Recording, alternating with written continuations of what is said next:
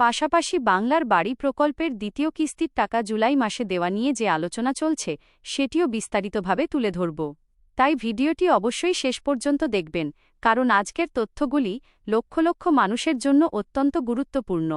বন্ধুরা, পশ্চিমবঙ্গে বর্তমানে বহু মানুষ বিভিন্ন সামাজিক সুরক্ষা প্রকল্পের মাধ্যমে সরকারি আর্থিক সহায়তা পেয়ে থাকেন।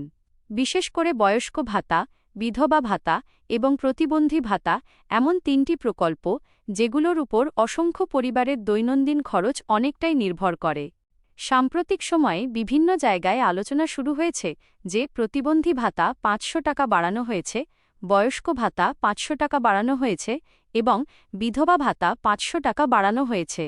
এই খবর সামনে আসার পর স্বাভাবিকভাবেই উপভোক্তাদের মধ্যে উৎসাহ দেখা দিয়েছে।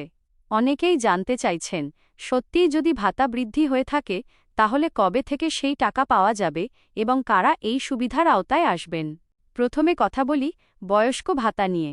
যারা বয়সজনিত কারণে নিয়মিত কাজ করতে পারেন না এবং আর্থিকভাবে অসুবিধার মধ্যে দিন কাটাচ্ছেন, তাদের জন্য এই ভাতা অত্যন্ত গুরুত্বপূর্ণ।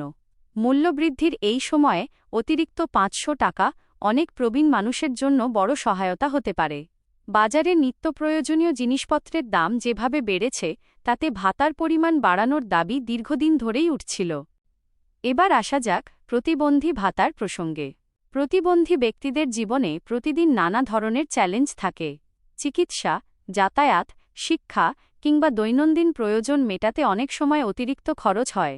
সেই কারণে যদি ভাতার পরিমাণ বৃদ্ধি করা হয় তাহলে তা উপভোক্তাদের জন্য নিঃসন্দেহে একটি ইতিবাচক পদক্ষেপ হবে।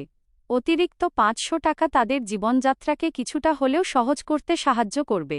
অন্যদিকে বিধবা ভাতাও সমাজের একটি গুরুত্বপূর্ণ সুরক্ষা প্রকল্প।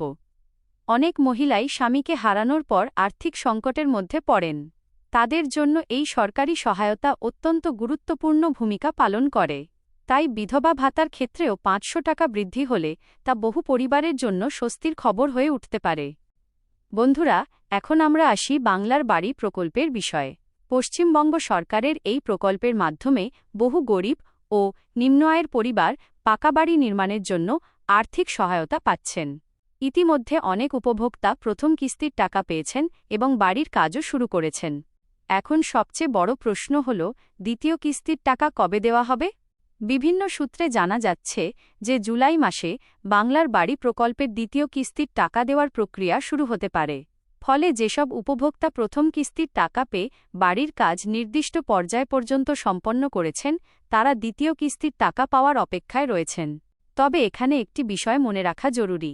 দ্বিতীয় কিস্তির টাকা পাওয়ার জন্য সাধারণত বাড়ির কাজ নির্দিষ্ট পর্যায় পর্যন্ত সম্পন্ন হওয়া এবং প্রয়োজনীয় যাচাই প্রক্রিয়া শেষ হওয়া দরকার হয়।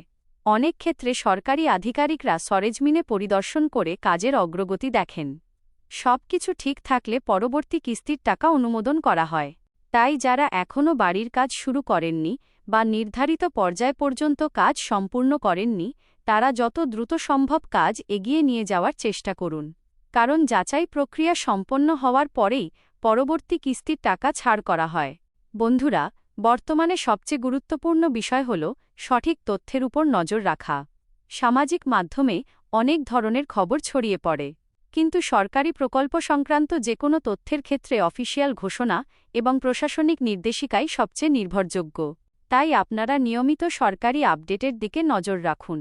ব্যাংক অ্যাকাউন্ট সক্রিয় রাখুন এবং মোবাইল নম্বর ব্যাংকের সঙ্গে লিঙ্ক করা আছে কিনা সেটাও একবার দেখে নিন। অনেক সময় টাকা পাঠানো হলেও বিভিন্ন কারণে উপভোক্তারা সময়মতো জানতে পারেন না।